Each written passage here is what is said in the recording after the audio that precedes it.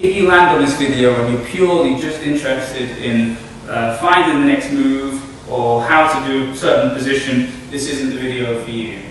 Okay? This is a video on the history of Lohan Yoga and how it is now in its present form. I'm going to speak for the next 15 minutes or so. If it's not this is what you're looking for, then watch something else. If it is what you are looking for, if you are interested deeply in the history, please do watch it all the way to the end and get an overview of what we teach here. I've been asked to talk a little bit about the origins of Lohan Yoga, how I came to it and how I revived it and put it in its present form as it is right now. To do this, we need to take ourselves back and look at the origins of yoga as it was, what it became, how it is now in the modern world, and where we place ourselves within that. In brief, yoga can be dated back over 3,000 years. In the form it was 3,000 years ago, all we know is that there was meditation and there's some degree of posture with the way you sit yourself and how you arrange your body structure to most benefit from meditation. What most people see yoga as is a series of different postures became much later on, or at least it's been documented later on. There's no documentation of that past 300 years BC. What documentation there was of postures is reduced to very few, about 10 in total. A man called Krishnamacharya in the 1920s, who was a professor and a scholar of the time of the original yoga system, having read the Vedas. He was commissioned to reunite yoga back to what it used to be, or possibly to take it into something new. The yoga systems that we see around us today all share very common poses and postures, same name, same terminology. It's because it was created, they were all created originally, put together in the 1920s by Krishnamacharya, who taught Pattabhi, jois, and Iyengar. They're the main two people that spread the Krishnamacharya system globally. So how did he come about this in the 1920s? What he did, he was asked to teach the royal household, one of the royal families in India at the time, his variation on yoga. He needed more postures, and he needed to make it a bit more athletic, more, as he describes it, more martial. So he went off to Tibet for 7 years, to the yogis in Tibet, who were known to have many postures. And he learned there, and he returned back with the Buddhist yoga postures and also the rooted Hinduism from the Vedas. He pushed it all together, and that became the modern yoga system. Now let's explore where the Tibetan yogis who are Buddhists got their yoga from. If we can piece together where that yoga came from, then we can find the true origin of yoga. In the 1920s in Tibet, the yoga practice was very hidden, as it still is now, very secretive. It comes from Buddhism and was introduced to Tibet through a man called Bodhidharma. To understand the Bodhidharma, first we must talk a little bit about the original Buddha, the man that created Buddhism. So, in India, there's a prince. I'm not going to go into the full story. But he rejected his wealth in search of spiritual enlightenment. And he tried lots of various forms of meditation and spiritual practice that was about and available in India at the time. One of them, of course, was yoga, which was then sitting in postures, meditating, and trying different forms of purging the body through not eating and staying outside for long periods of time. He explored these, and from what people say, he absolutely mastered them, but still didn't find his spiritual, his own personal spiritual enlightenment, which came later on, and that's what created Buddhism. After that, Buddhism was passed down from his top student to their top student as the old Buddhist master, the owner, Buddhism, called the patriarch of Buddhism, that passes away, the lineage gets passed on to the next person, and so on and so forth. This happened for over 30 generations of master to student, and then landed in lap with the Bodhidharma. At this point, Buddhism became very popular in China. And at that point, China and Tibet were one. They were just on the edge of India. And the Emperor of China invited the Bodhidharma, who they considered to be a living god, the owner of Buddhism, to come to China with his scriptures, with the Buddhist texts, and translate them, at least help the monks there translate them to Chinese, so that the Chinese people could have access to Buddhism. At that point in India, Buddhism was large and Hinduism was small. On his arrival in China, the Bodhidharma had a disagreement with the emperor and was not exiled, but asked to move away. The emperor would normally have dealt more harshly with anyone who disagreed with him, but seeing the Bodhidharma as the head of Buddhism, he shouldn't really risk that.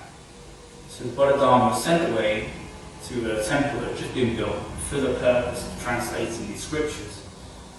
And feeling a little out of place with the idea of what Buddhism was, he retreated into a nearby cave. That temple was called the Shaolin Temple, the New Forest Temple. And he spent 7 years in the cave above the temple, meditating and considering what it is that he actually wanted to do. It was in that cave that he decided the scriptures weren't necessary anyway, so there's no reason for him to translate them. It was at this point he created what is known now today as Zen Buddhism. Buddhism without the scriptures or anything else other than the human body. So he worked on the human body, he worked on what it is to be inside this machinery and what it is to have a mind of intelligence. And by linking the two, that's how he believed it'd be ideal for people universally to reach a form of enlightenment. The Buddha himself, when he was going through his journey, he didn't have the scriptures, they were written after him. So the Bodhidharma looked back at what there was, and he retraced the steps, and he thought, well actually, in theory, anyone can reach the highest state of self by knowing their body and knowing their own mind. From that, he created an exercise program of mental and physical discipline that he called Lohan. He created patterns of movements based on different individual postures. The first one he made was called a tension changing Lohan form, or Lohan pattern. And then he made one called the marrow washing one, ways of cleansing the mind and cleansing the body. And then he made a famous one called the 18 Lohan. And that's the one that most people know of from him. After that he made 32, 108, and so on. Now much of this knowledge is lost, and that's where I come into this, because it's my fascination to find out what was missing. Let's go parallel to this now and look back at Krishnamacharya. Krishnamacharya went to Tibet to train with the yogis there, and I said, let's see how they learned their postures, what they had. So after a lifetime of teaching the people at the Shaolin Temple, the monks there, expanding Zen Buddhism physically and mentally, Bodhidharma decided to return home to India. And on his route home, he obviously passed through Tibet and spread his knowledge there, returning to India and spreading what he had learned there as well. And it's after that point in India, historically, that the texts start referring to different postures for yoga. Later on, India returned back to Hinduism. Much of what he had given India was lost, and that's why Krishnamacharya, who was trying to piece this together, ended up in Tibet for 7 years to learn what was the teachings of the Bodhidharma. Now, I went into this through the starting point of martial arts and an interest in this mystical figure, the Bodhidharma. Having read a book about the Bodhidharma's life and the 18 Lohan rare pattern movements when I was younger, then I wanted to find this and re-explore it. After the Bodhidharma left China, he handed the Zen Buddhism over to one of his students, who became the first patriarch of Zen Buddhism. Zen Buddhism then spread through China and also over to Japan. In China they call it Chan Buddhism.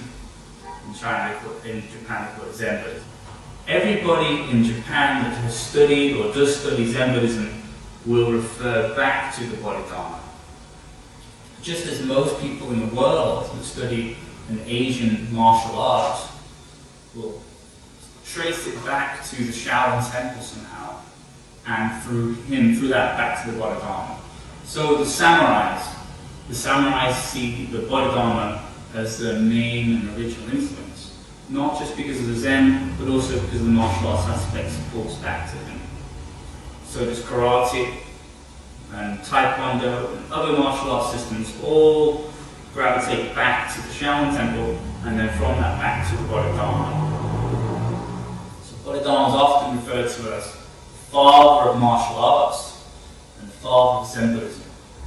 But from that period of time, which we date to about 4 centuries BC, until now, much has changed and been altered, corrupted, expanded on, improved on in some ways, but ultimately has been lost, adulterated somehow, or diluted, changed. Some great things have come from it.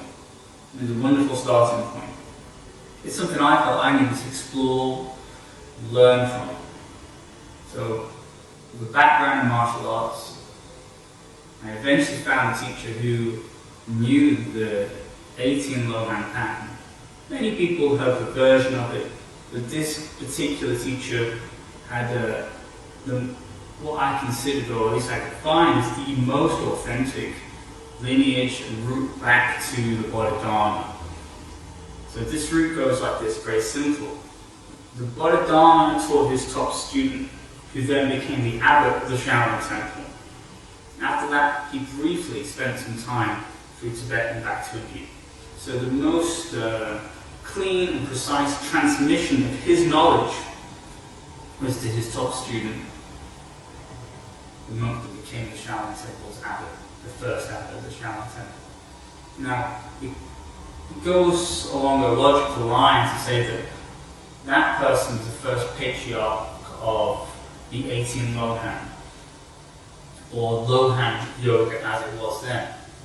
And he would have taught his top student, who would become the next abbot, and so on and so forth, until the destruction of the Shaolin Temple in the early 19th century. Today the Shaolin Temple exists in a completely new and revived form. What you see of the Shaolin Temple now is an institution brought together by the Chinese government in the 80s. You see, much of the knowledge from the Shaolin Temple was lost during the Cultural Revolution, and China wants to revive its history, rightly so. Kung Fu, Chinese martial arts, is theirs, and they should. So what they did is they had a big meeting, and they came up with a new abbot, a new head, the person they considered to be spiritually the right person, and to have had the right knowledge and information about that style of Buddhism. This man wasn't necessarily a martial artist, or didn't necessarily practice the 18 Lohan or have anything to do with that. He was the right person to lead the Shaolin Temple to its new face. And then they combined that with the martial arts system which was very important to China at the time, and still is, called Wushu, which means martial arts. And that is a gymnastics, extremely incredible acrobatic martial arts system brought from the Kung Fu, and then they placed that, and that became the new Shaolin Temple, which you see on TV, and you see them touring the world, demonstrating. And when you watch them, they have incredible flexibility. They're doing all the amazing feats that you see any yoga master do, but it's a different line, and it's a different lineage. It's not the precise lineage from the Bodhidharma. What we have, what I chased, was the line of the last abbot. The last abbot of the Shaolin Temple is a man called Choi Fok. Choi Fok taught the system that he knew, including the 18 Lohan and all the additional Lohan knowledge and information. He handed that over to a man called Chan Hyun, who became the founder of Choi Fok Kung Fu and became the founder of Lohan Qigong. Both of which are alive and well today and being practiced all over the world. But there's some bits that were left out, and that's what I was in search of. So I spent the last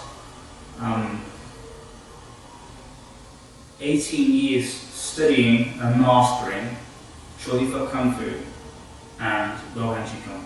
I did this through various methods. I had one of the people they consider to be the highest rank, the most knowledgeable men in the world, teach me as his disciple for 16 years.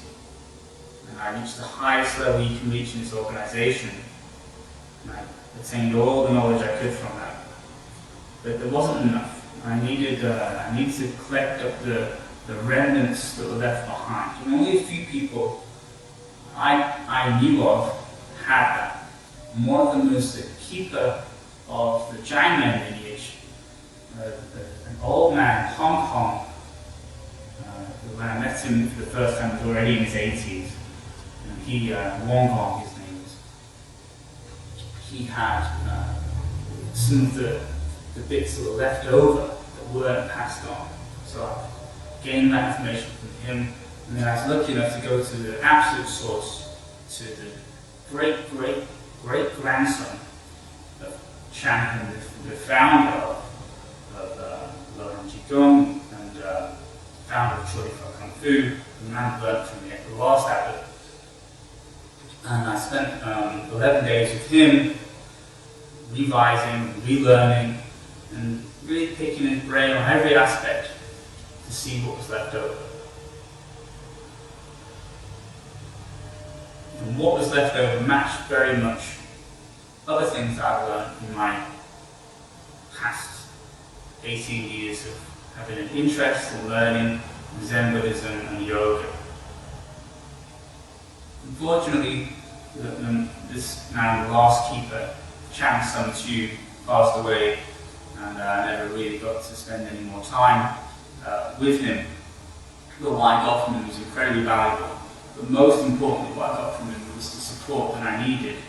He gave me a very privileged position.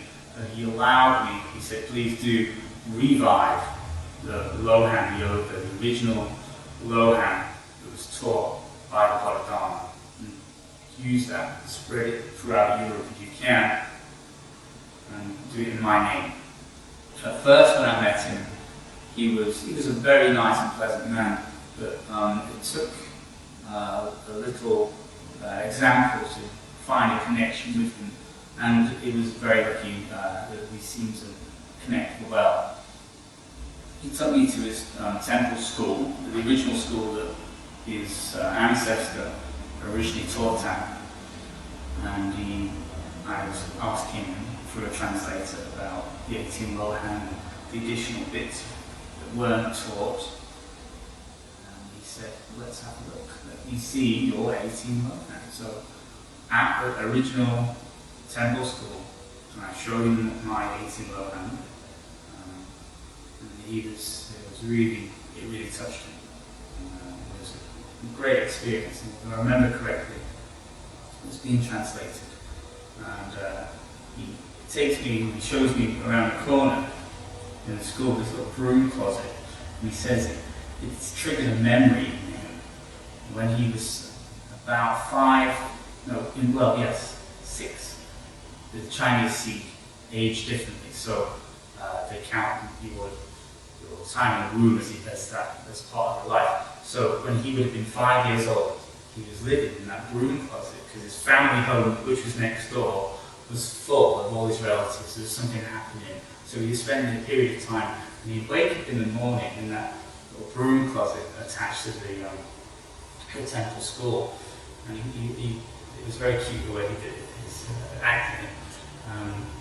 You'd hear the men training, he said, I'd hear the men training. And he'd creep out, he'd have a look, and he'd see his father practicing. And he'd see his father practicing the 18 Lohan early morning, the first thing that he'd do. And it's very kind, even he's been very kind, but he truly meant it. He said, I remind him so much of his father's movements. He was so impressed and very happy that that's what triggered the memory. And from that, he then decided that he would help me revive and renew all the things I needed. So it was a really unique and very privileged moment to have. So with his permission, I went about creating, reviving the Lohan Yoga.